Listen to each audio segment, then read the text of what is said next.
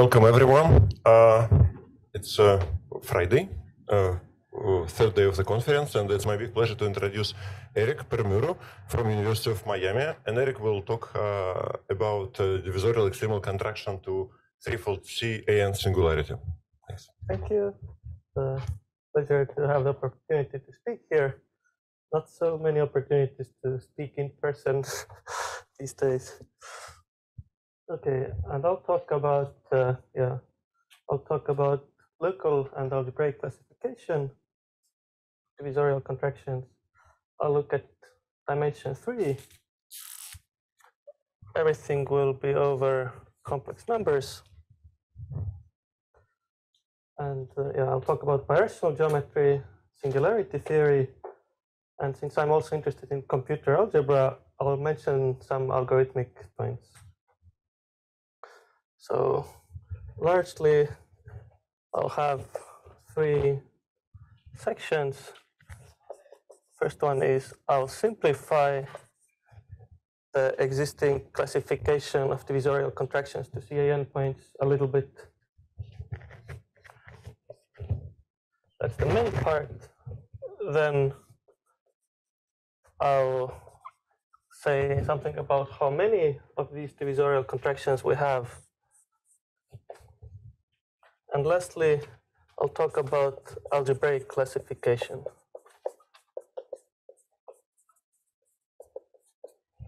So I'll start with the first one.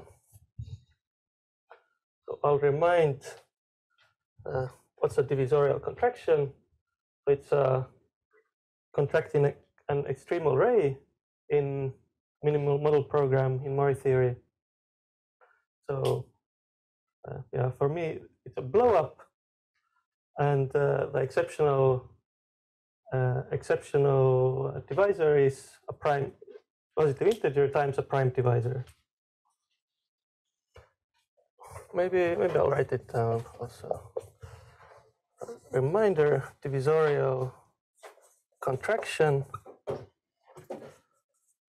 is a proper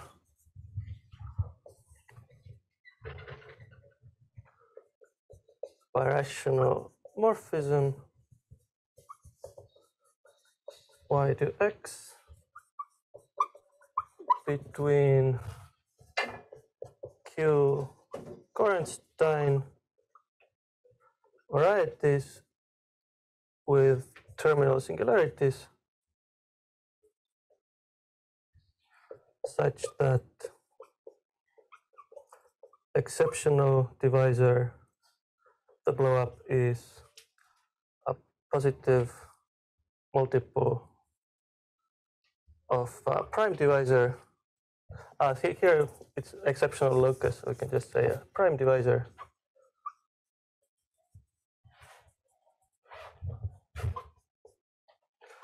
The anti-canonical class is relatively ample, and relative Picard number is 1. This is just a reminder because I'll be talking about divisorial contractions we'll talk. I'll also give a reminder of what we mean by weighted blowup. So for a weighted blowup, first I'll define it for affine space. We choose coordinates for the affine space, and we choose positive integers or corresponding to those coordinates. Choose positive integers W1, Wn for coordinates x1 up to xn, and then the weighted blowup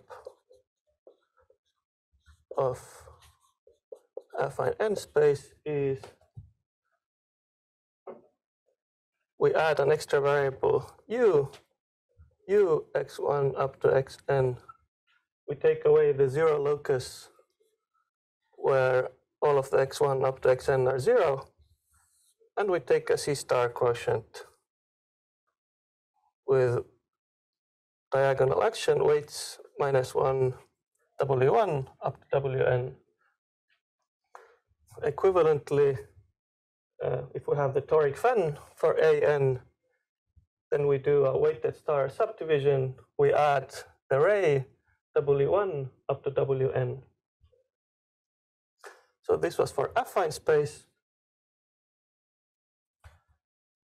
If we have a subvariety of affine space, say Z, An, we have the weighted blowup of affine space. We can look at the strict transform and restrict the weighted blowup to this strict transform. And that's what we call the weighted blowup of a variety. So we see that we choose an embedding. So it depends on embedding. Depends on embedding. It depends on chosen coordinate system and the positive integer weights.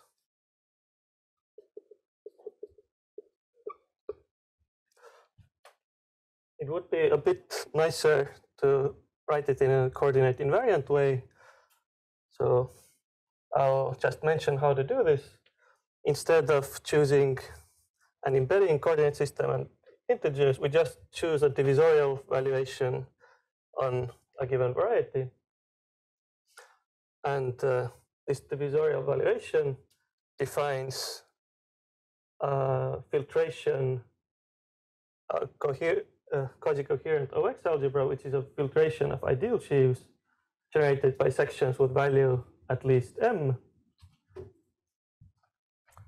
So I'll say definition 2, that divisorial valuation V on a variety X defines filtration with sections value at least m. We take the direct sum over non-negative m. This gives a OX algebra. We can take the proj. So that's the coordinate-free way of defining weighted blowups. That's for weighted blowups with an irreducible prime divisor. And so it would follow that every divisorial contraction is a weighted blowup in this sense, a blowup of evaluation. And also, if we look at the definition above, it'll follow easily that every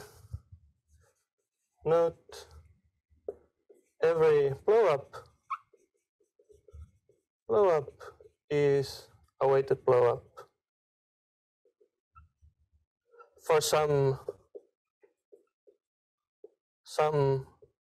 embedding chord system and choice of weights. And here, every divisorial contraction and the small morphisms in every D flip is a valuation blowup.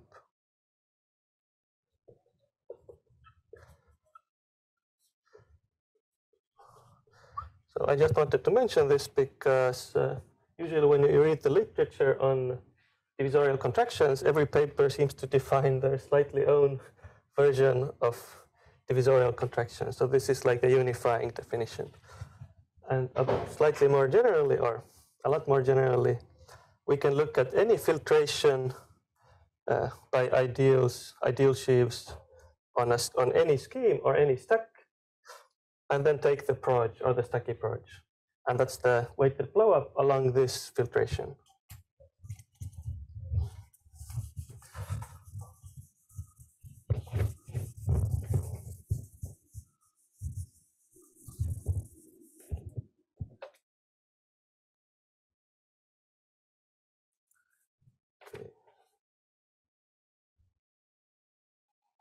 So why I mentioned weighted blowups So there's a lot of literature describing divisorial contractions as explicitly in terms of weighted blowups. So we have a theorem. It's not quite a theorem yet because there's some small details missing, but I'll call it almost theorem. Almost theorem. It's by Hayakawa, Kawakita, Kawamata, and Yamamoto, that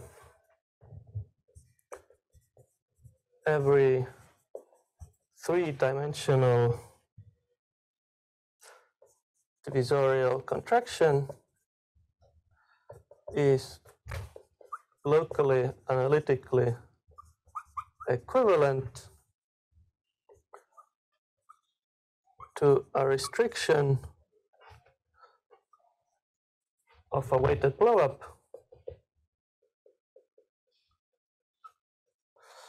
of the cyclic quotient singularity, of some cyclic quotient singularity. And we restrict it to a codimension 2 complete intersection. So you assume threefold has terminal singularity. Yes, yes. So when I say divisorial contraction here in this talk, I'll assume always terminal singularities. Yeah. Okay. And by this restriction, I mean we take a complex subspace of this orbifold, and restrict it to the proper strict transform. So what do we mean by almost here? It's just that there's two unpublished preprints by Hayakawa. So these are when the center is a CD or CE point and discrepancy equals 1. So apart from this, everything has been done. Are they old? They're a few years old, yeah.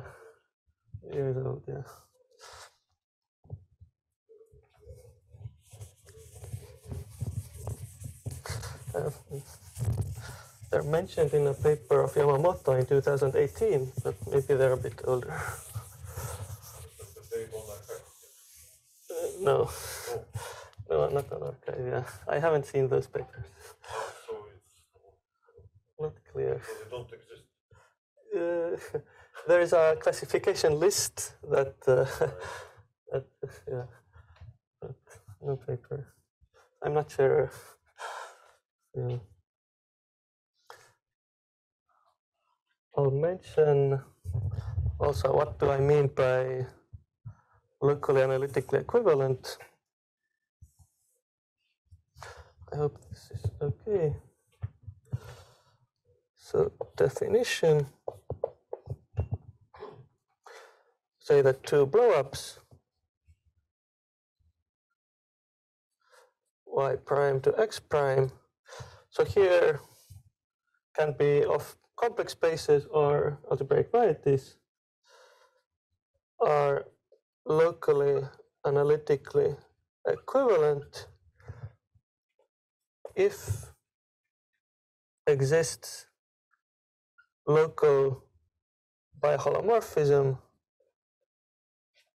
such that local biholomorphism downstairs on the base from x to x prime that lifts to y prime.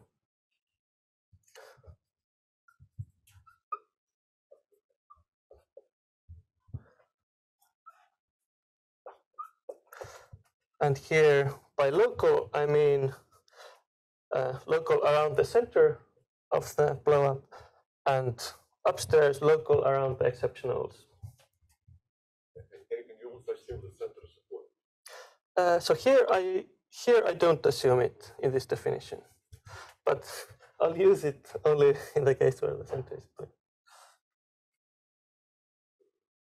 Okay, so yeah, and the first goal I have is to simplify slightly this classification in the case of CAN points.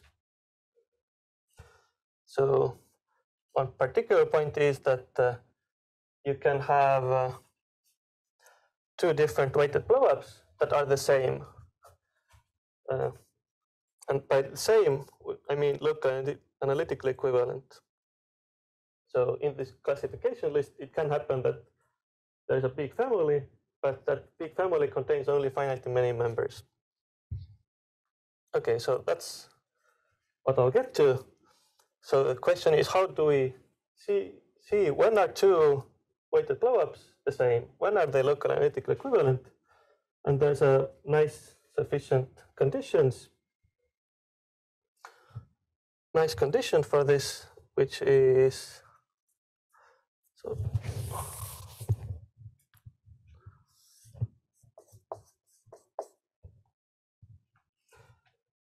Okay, so I look at complex spaces inside Cn and Cm that contain the origins. So, and to take a weighted blowup, we need to have positive integer weights. So let the coordinates x1 up to xn of Cn have some positive integer weights, and also y1 up to ym of Cm. So when I choose positive integer weights, that means we can take a weighted blowup, and all of them being positive integers means the center is a point. So this defines two weighted blowups of x and x prime by restriction. And now the question is, when are they same? So I define, we say biholomorphic map from x to x prime is weight respecting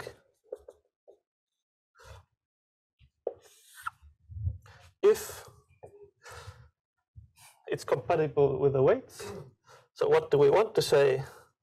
We would like to say weight of the jth coordinate is at least the weight of the variable yj. This is not completely well defined because the weights are for elements of the ambient space algebra, not for the algebra of x. So to make it precise is if exists power series, convergent power series that define psi, and convergent power series theta 1, theta m that define its inverse. So psi 1 up to psi m is define the map psi, and theta 1 up to theta m define the inverse. There should be an n here. And now we can say that weight of the jth coordinate here is at least weight of yj, and weight of ith coordinate here is at least weight of xi. In a slightly simpler setting, if n and m are equal, then we can say we say an automorphism of the convergent power series ring, automorphism psi of a convergent power series ring is weight respecting if it takes, so for all f in Cx, it leaves the weight invariant. Weight psi of f equals weight f. So this definition, I made it in my PhD thesis, I used it, but a slight similar definition appears in a paper of Hayakawa. So in 1999, he used it for, in the specific case of, he defined an equivalence relation for blow-ups of weighted blow-ups of three-dimensional non-Gorenstein terminal singularities embedded as hypersurfaces in orbitals. In a very specific case, he defined an equivalence relation which coincides with this one here. And then the lemma that follows from this is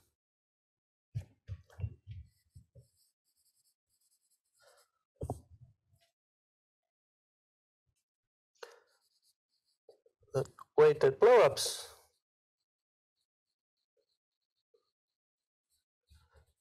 of x in Cn and x prime in Cm are locally analytically equivalent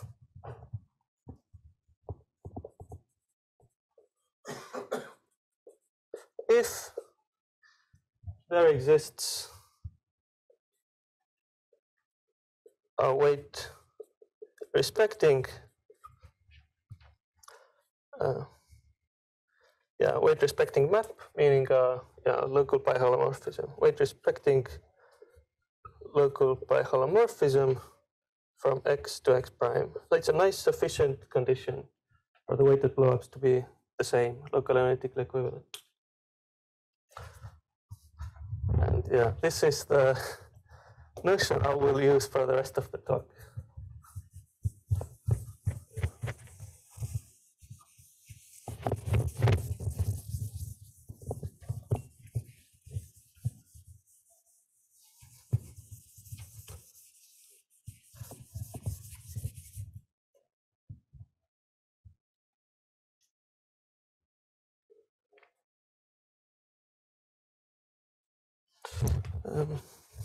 Perhaps I'll say a bit about the proof.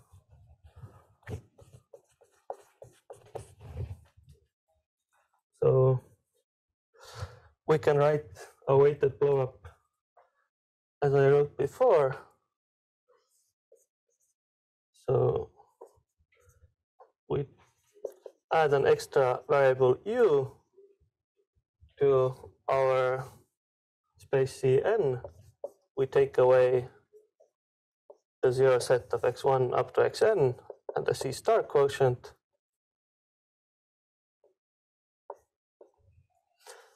This defines a map to Cn. So I didn't write it before, but it's u x1 up to xn. This maps to u to the w1 x1 up to u to the wn xn.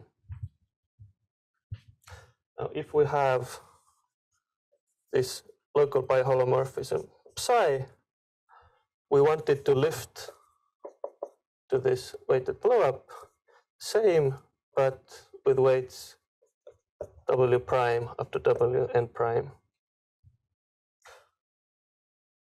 So how do we do this? We define a map upstairs sending u x1 xn to u,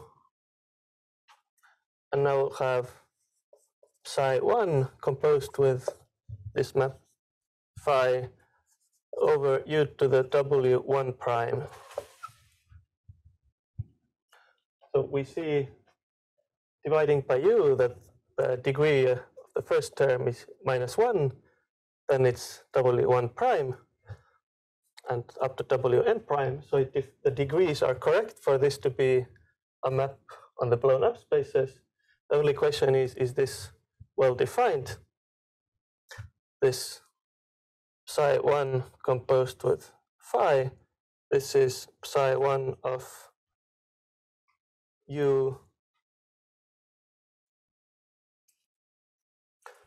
Yeah, so we'll get that if this weight of psi j is at least wj prime, then we can divide by wj u to the wj prime.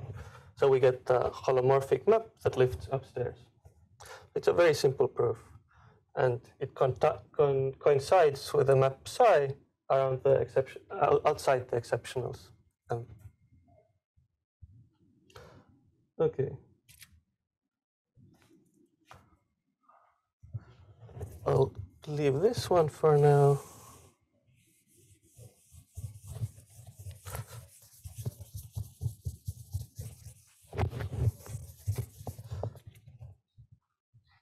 Okay. Next, I'll say, so I want to simplify the description of divisorial contractions to CIN points. So I'll remind what CIN singularity is. So CIN, this is given by xy plus g zt, where the multiplicity of g is n+1. So example, xy plus z5 plus t5, this is a CA5 singularity,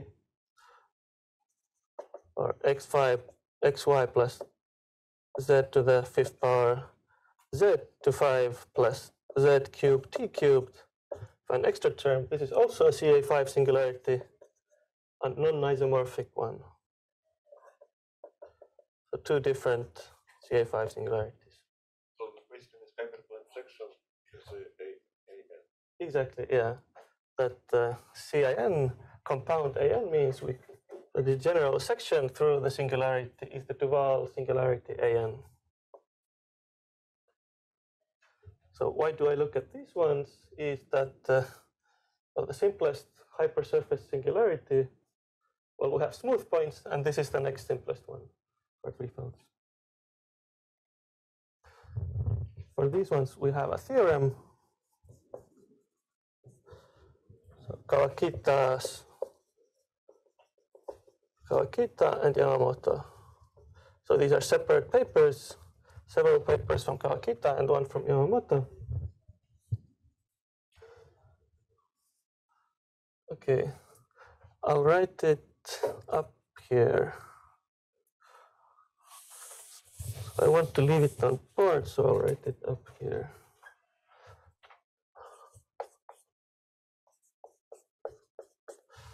So, yeah. So first case is, okay. So the statement is that every divisorial contraction with center CIN point is locally analytically equivalent to either, and then I'll give the conditions above. So the most general one is R1, R2, A1 blow up. So the ambient space has 4 coordinates, which means it's a hypersurface in C4. And then f is given by xy plus g zt, where weight of g is r1 plus r2, and there are some more conditions, combinatorial conditions. Second is 1532 blow up of, so again a hypersurface, and now the equation is xy plus y cubed plus t y squared plus t cubed. So this is a CA1 singularity, and in particular it's a threefold A2 singularity. And then the last one, so this is the 4, 3, 2, 1 blow up of, again, a hypersurface, and f is now given by x squared plus y squared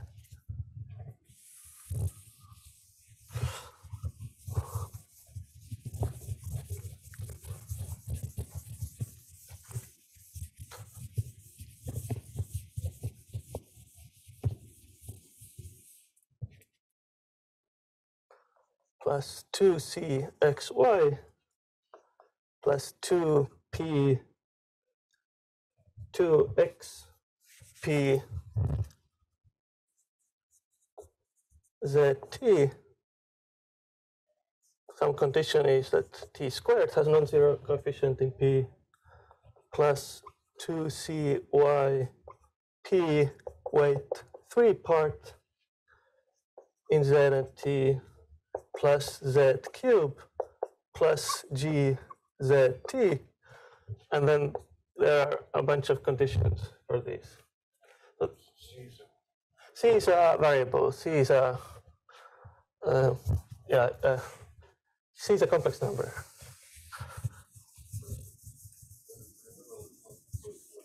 It's not homogeneous exactly. So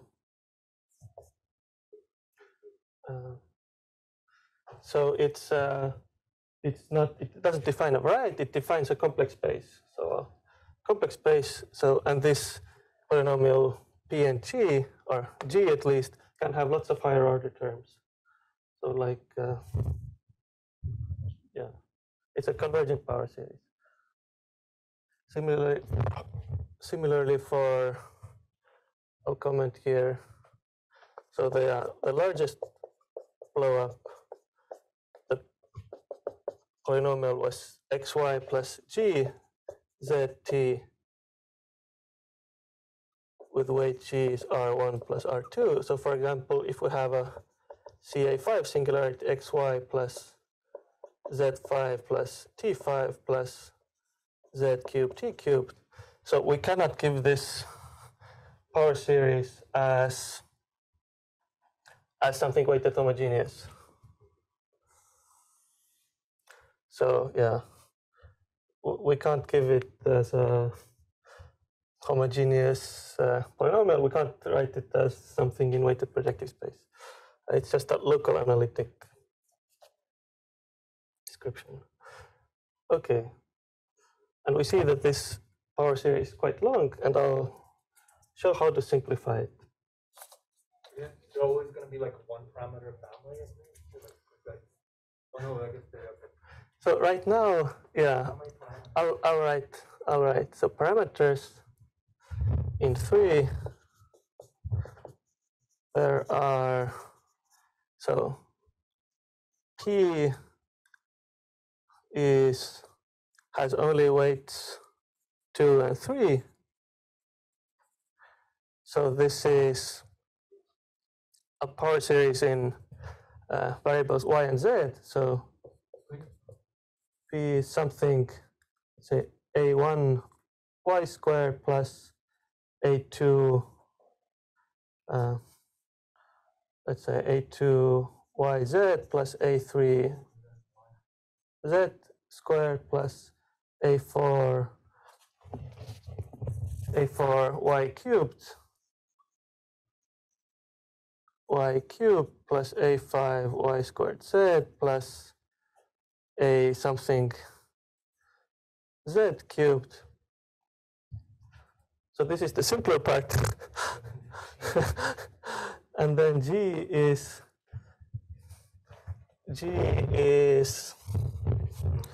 something like, let's call it b1 y squared What is it? y6. Well, you said y squared, but you know what? Okay. So what was the condition on g? I think it was something like degree of, but in terms of these weights, 4, 3, 2, 1. It's not. It shouldn't be y there. It should be z and t, the two variables. So in terms of these weights, 4, 3, 2, 1, g has to have weight 6. Yeah. So this one should be zt everywhere. Zt t squared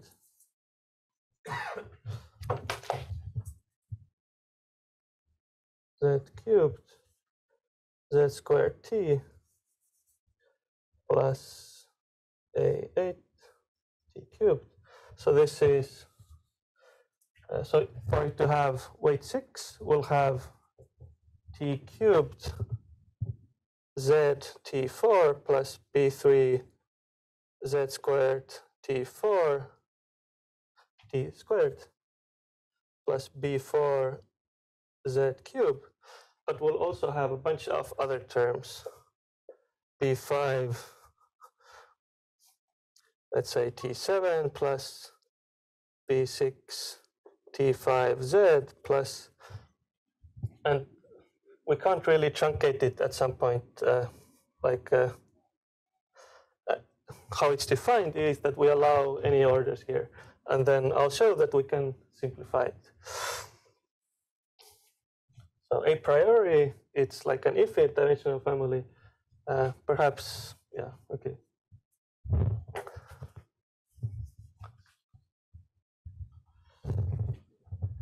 So if we look at this power series, we have x cubed, x squared, y squared. We have z cubed, and we have x t squared. So note that if we do the coordinate change, x goes to x minus t squared, then we get this takes f to x squared plus y squared plus z cubed plus t to the 4, plus a lot of other terms. And these other terms, they're not higher order terms, they're not higher weight terms, just a bunch of other terms. But in fact, with a bit of work, we can show that there exists automorphism big psi of the convergent power series x, y, z, t, such that psi of f equals this x squared plus. I mean, I think any degree 2 homogeneous polynomial is actually, you could diagonalize it. Like right. So why do we can't do that? Because so if you change the power series, you change the embedding, your weighted blowup depends crucially on your embedding.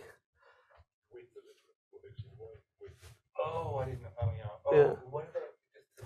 Yeah. 4, 3, 2, 1. Oh, okay. Oh, okay. Yeah, but that's a very good point. That if we ignore this fact that the weights are different, so here we have an automorphism that turns it into this x squared, y squared, z cubed, t to the 4. This doesn't respect the weights.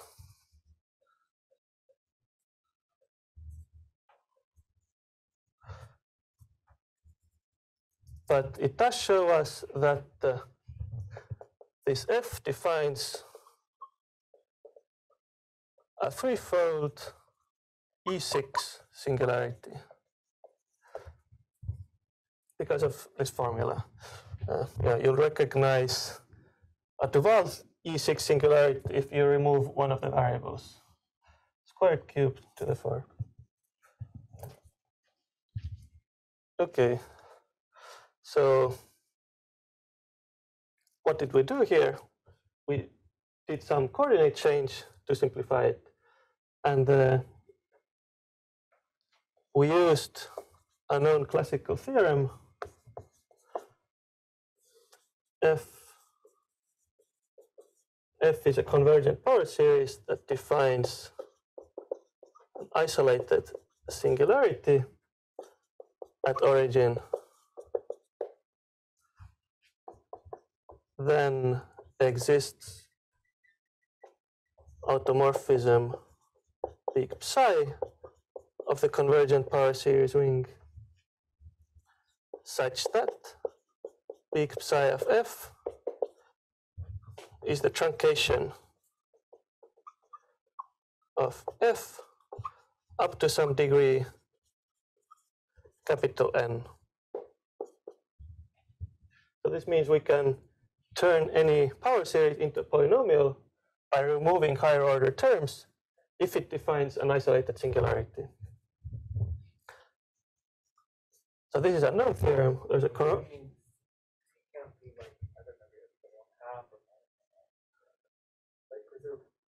here.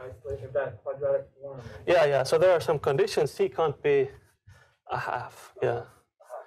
Yes.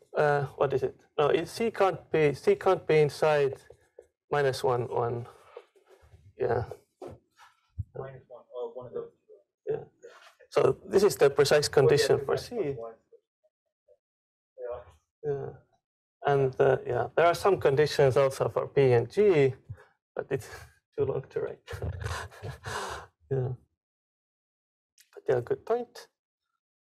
So from taking away the higher order terms, if we have a simple hypersurface singularity, so E6 is the one with cube power 4 and a bunch of quadratic terms. So corollary is if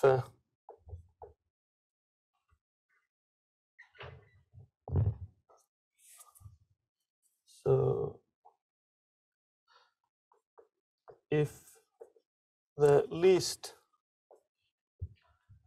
weight non-zero part F naught of F is among the normal forms above of ADE singularities or simple singularities, then exists automorphism psi such that psi of F equals F naught. So we have similar normal forms for AK, DK, E7, E8. So this is essentially what we used here to get this form x squared, y squared, z cubed, t cubed, and remove all higher order terms. So these two theorems actually also hold weight respectively. So in the classical theorems, they don't mention anything about weight respecting maps, but I went through the proof in detail, keeping track of the degrees. So then exists weight respecting automorphism. Everything else stays the same, and here also then exists weight respecting automorphism.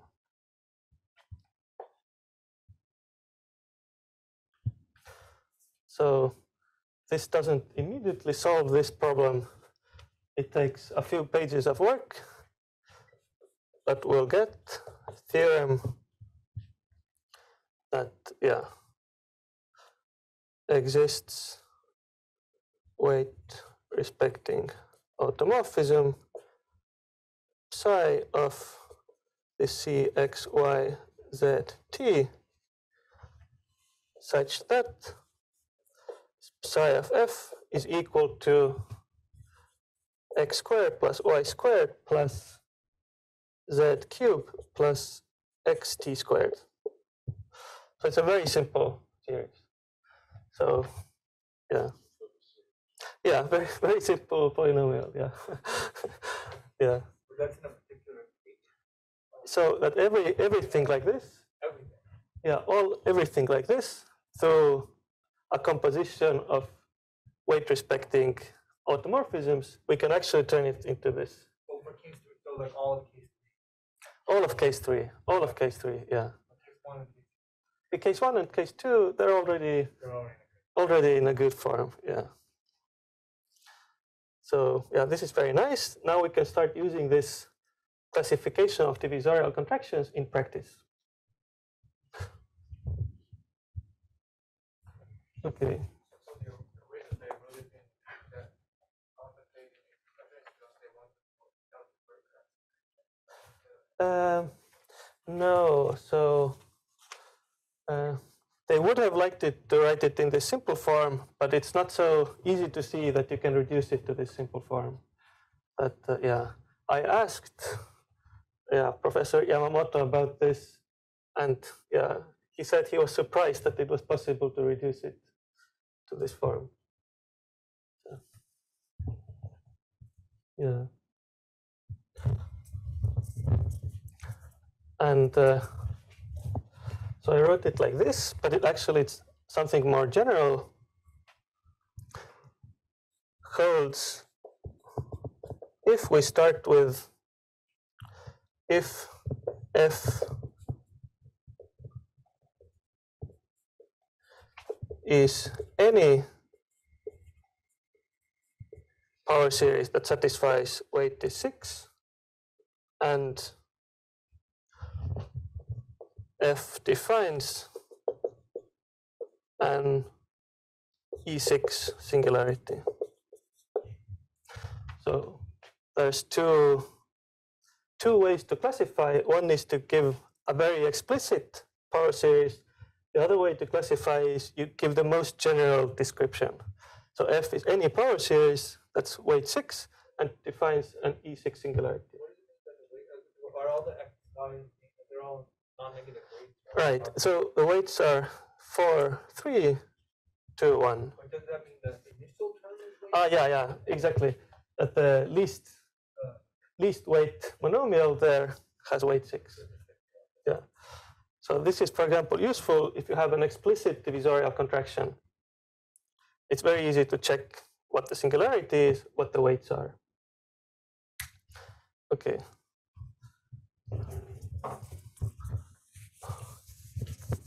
So now I can get rid of this. Let's see. I'm not entirely sure whether the talk should be 50 minutes or 1 hour, but okay. Okay.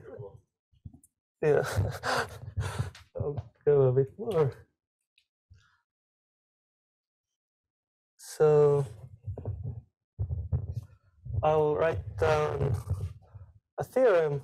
So not everyone likes power series, as I've heard. So this description with power series, we can replace. So every 3-dimensional divisorial contraction with center CAN point is locally analytically equivalent to one of the following. So instead of having a power series xy plus g in the first case, it's just R1, R2, A1 blow up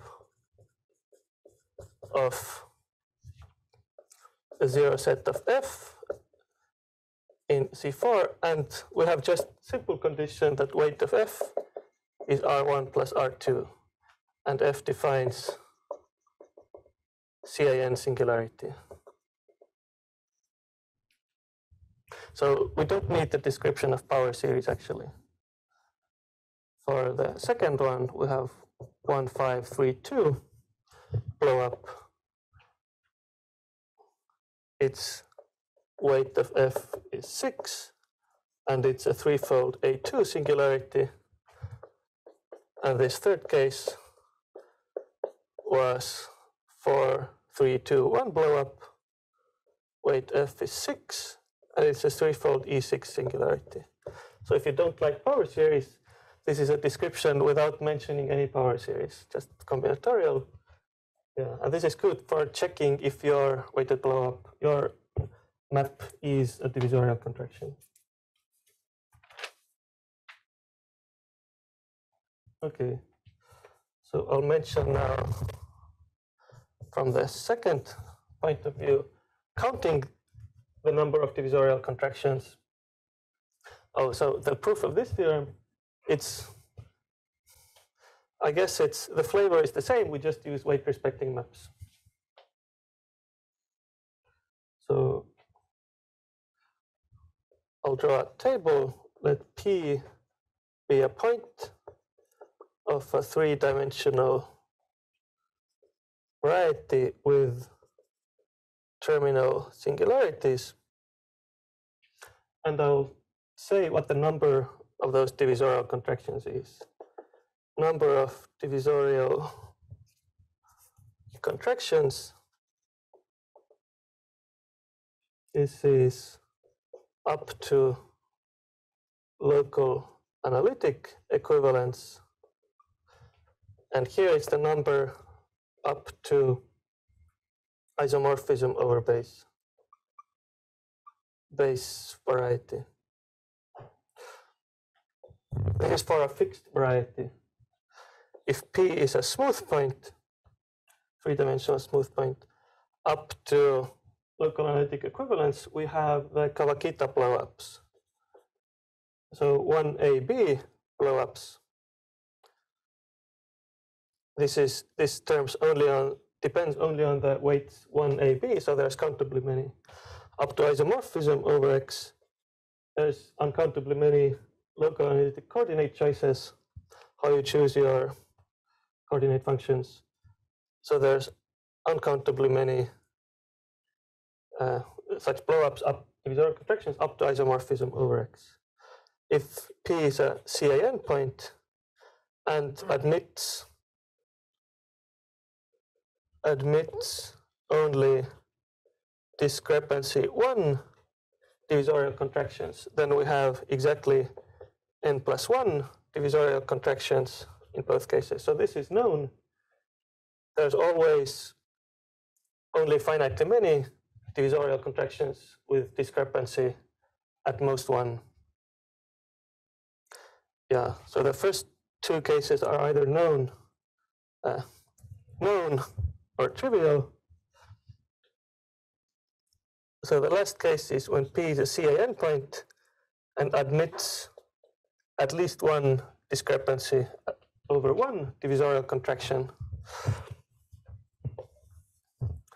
Then local analytically, there's still finitely many. We can list them. But up to isomorphism, there's uncountably many.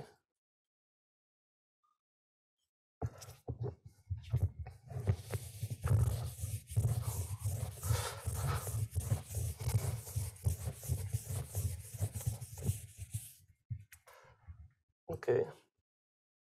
So, yeah. From the theorem above, I'll mention that we can pose a problem, describe local analytic equivalence classes of three-dimensional divisorial contractions with center a point. We solved it for CAN singularities. I'll mention how do we get uncountably many. So n plus 1.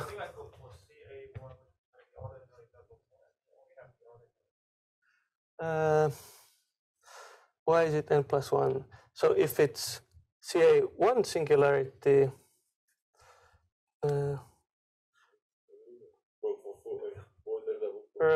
right. Yeah, for ordinate level point, it's only 1.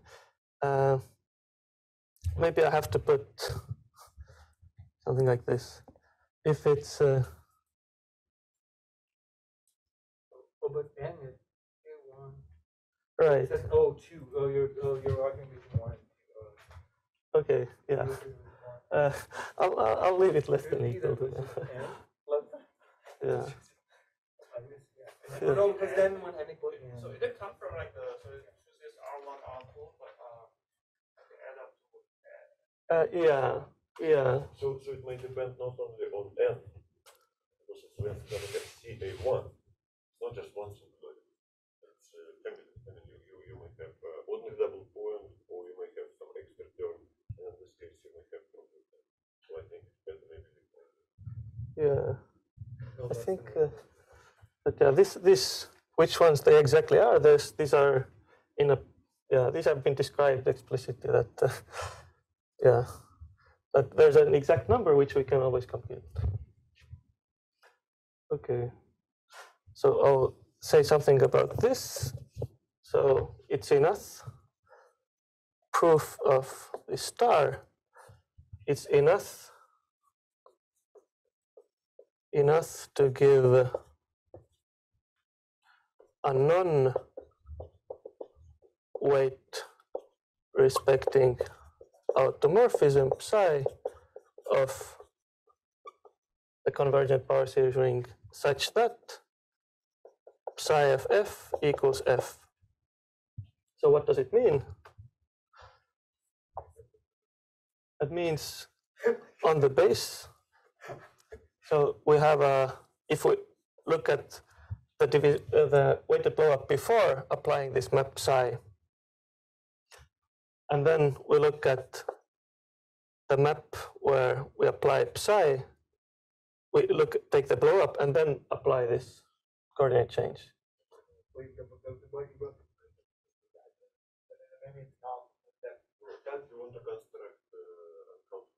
Oh, I see. It's really non-weight. Yeah. Non-possible. Yeah. So yeah, identity will be weight respecting. Yeah. So if you have something non-weight respecting, you apply this, then you get it won't. You can check in this case, it will not extend to a holomorphic map upstairs. If you describe uncountably many of these, you get uncountably many divisorial contractions. So this was counting, and the last point is algebraic description. So everything up to now has been local analytic, but we can make everything algebraic. So usually it's just been stated that every germ of an analytic blow-up with center a point, you can create an algebraic germ from that. But I'll say how to do it with weighted blow-ups.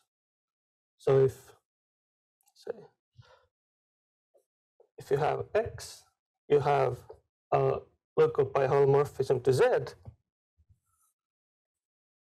and you have assigned some positive weights, so there's some weighted blow-up.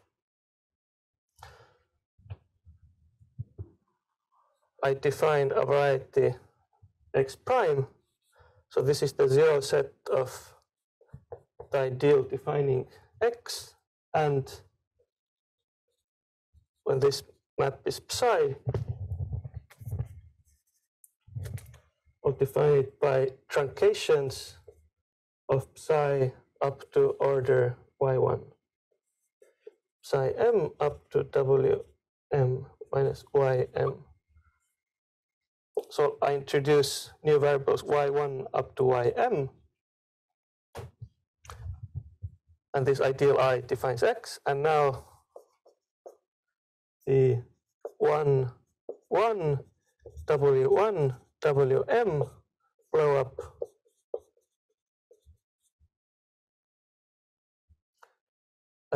is locally analytically equivalent to the blow-up Z tilde to Z. And moreover, this parameterizes all blow-ups that are locally analytically equivalent to this weighted blow-up. So this solves the algebraic classification problem, provided we have a description of local analytic classes of divisorial contractions with center point. So I'll give one example. Every 1, 2, 3 blow up of P3 is a 1, 1, 2, 3 blow up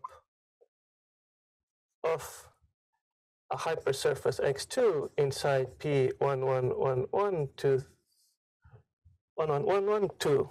Yeah.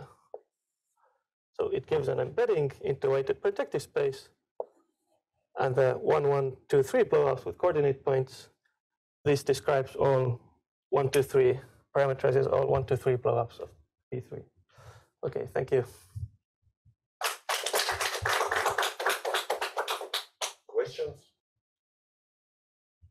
I have a general question. You mentioned this almost theorem. Yeah. Why not to make it theorem? Right, yeah. Right. So I guess the classification list is very difficult for the CD and CE. And the other point is that it exists, it's been done. So who is going to write the paper? There's no paper. Right, yeah. Yeah, so that's a good point. No, as far as I understand, it doesn't exist. Yeah, it's, there is, but you can't find No, it's probably announcement. There was in some paper, it was announcement that this is done, but paper didn't appear for several years, so it basically means it's not done. Yeah, so that's something to do, yeah. Okay. Yeah. Okay,